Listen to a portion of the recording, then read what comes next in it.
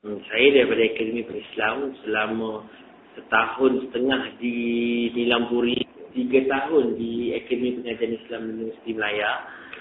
Saya adalah seorang pelajar yang aktif di AI, di akademi, di fakulti semua-semuanya. Saya ingat lagi waktu di Lampuri kami ditrain dan diajar wajib pakai kopiah. Lepas tu ada ikat-ikat ribat. Ikat-ikat ribat yang sebenarnya macam kalau ada di sini lah orang yang duduk di depan perlu bertahan. Dah diajar macam tu. Itu dah dekat di Lampuri waktu junior, waktu tahun 1. Bila ber-AL pula, itu jadi satu kejutan budaya. Dekat di Lampuri tu kalau jumpa perempuan, pandang tempat lain. Berhubung dengan perempuan ada ikhtilat.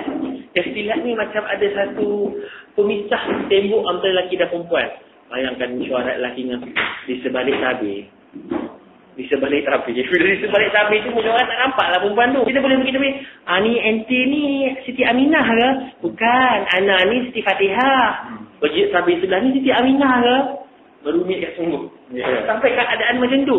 Kadang-kadang ada juga yang nak-nak tak buka tabir yang intai pula. Sampai keadaan macam ikhtilat tu menyebabkan budak di Lampung jadi terkongkong dengan budaya tu tadi. Lelaki dan perempuan tak bercampur semua. Dan sebenarnya benda tu yang menjadi satu kongkongan untuk budak-budak pengajian agama. Memang boleh jadi satu kongkongan kepada budak pengajian agama. Bila sampai dekat KL, terperanjat, suasana dah terbuka, open.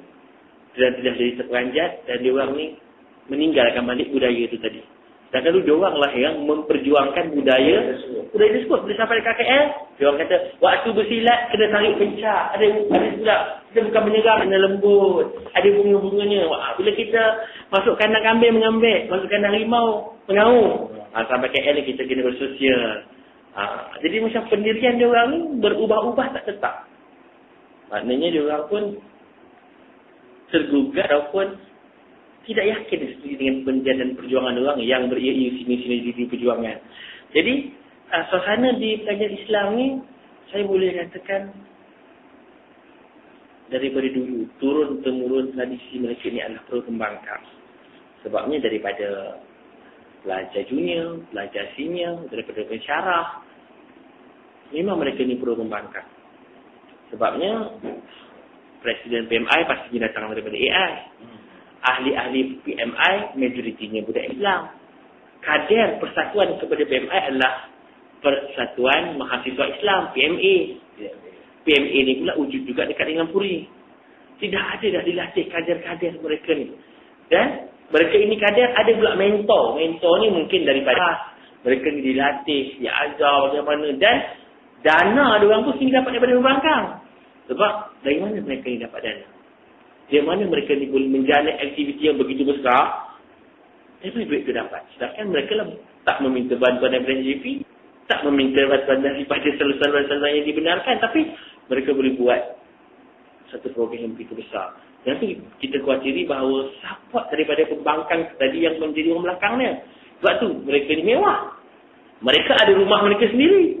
Ada markas mereka sendiri. Rumah Siti Fatimah. Ada banyak rumah. Mereka hidup tu, PMI ni train bukan sahaja hidup dalam aspek agama ketika belajar. Waktu tidur, waktu keluar, semua dia ada dah. Dah dididik. Malah sampai sendiri pun digalakkan kahwin di kalangan PMI sendiri. Di kalangan ahli. Memang ramai orang yang berkahwin. Sebab itu ramai mahasiswa PMI. Bila orang balik, bawa sijil ijazah. Dia orang balik buat sijil nikah. Memang macam aku juga macam tu. Budak-budak AI ni. Lagi satu, dia disebabkan jangan terkongkong pergaulan tu tadi. Bila jangan ada terkongkong pergaulan tu tadi, mulalah ramai. Majoriti mahasiswa yang cepat berkahwin adalah budak-budak akademi pengajian Islam. Bila dah berkahwin, memang bagus untuk mengelakkan masa mereka ni mengabaikan pula pelajaran. Sebenarnya diskriminasi itu apabila orang luar memang wujud. Dari berjawatan tertinggi, organisasi yang tertinggi memang dia dah dicaturkan. Mereka ni sebenarnya hanya buah-buah catur. Dia ada pencatur ataupun think tank ataupun orang yang master dalam permainan catur dia yang aturkan. Siapa orang yang naik, siapa yang tak sepatutnya naik. Tapi kalau kita lihat, orang daripada fakulti-fakulti lain juga ada yang naik sebagai pemimpin. Tapi mereka ni pun miripnya juga lebih kepada sekufu dengan dia orang. Maknanya satu kroni. Dia pun ada minat tentang agama yang sama-sama saja. Duduk satu rumah. Memang ada. Memang ada. Dan daripada dalam tak nampak mereka mewujudkan satu diskriminasi. Tetapi dalam PMI itu pula, apabila orang lain tak menyokong PMI, mereka ini akan menekan dan mendiskriminasi orang luar tak menyokong PMI. Tak kisahlah orang dalam tu tak tahu ada orang bukan akademi Islam ke, boleh jadi pemimpin ke apa, dia tidak menindas. Tapi kalau orang tak menyokong PMI, dia sanggup menindas walaupun orang itu Islam. Sebab bagi mereka, PMI ni sudah dijadikan sebagai satu persatuan politik. Sebab orang tahu politik itu kotor. Dia sebagai satu persatuan yang sebenarnya untuk pelajar agama, meluahkan saluran sebagai membantu kebajikan mahasiswa Islam, itu saja. Tapi apabila dia telah digunakan oleh parti-parti politik di pihak pembangkang, dia orang jadilah macam ni. Sebab tu bila UM nampak gerakan PMI ini lebih kepada radikal. Cuba kita tengok. Setiap kali PAS, Parti Keadilan buat demonstrasi, PMI ada ke tak ada di jalanan? PMI mesti ada. Orang-orang yang naik begitu ramai daripada PMI. Nazri pernah terlibat dengan demonstrasi. Ashraf Hamdi pernah terlibat dengan demonstrasi. Hanif Badrul pernah terlibat dengan demonstrasi. Nasai. Semua tu pernah terlibat dengan demonstrasi yang melibatkan adanya pembangkang. Jadi diorang dah tak dakwa-dakwi lagi mereka yang ada kaitan dengan pembangkang.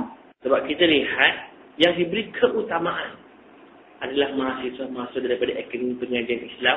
Seolah-olah kursi itu hak eksklusif mereka. Tak boleh orang lain. Itu kita boleh lihatlah. Sejak daripada turun-temurun. Dia ada sejarah.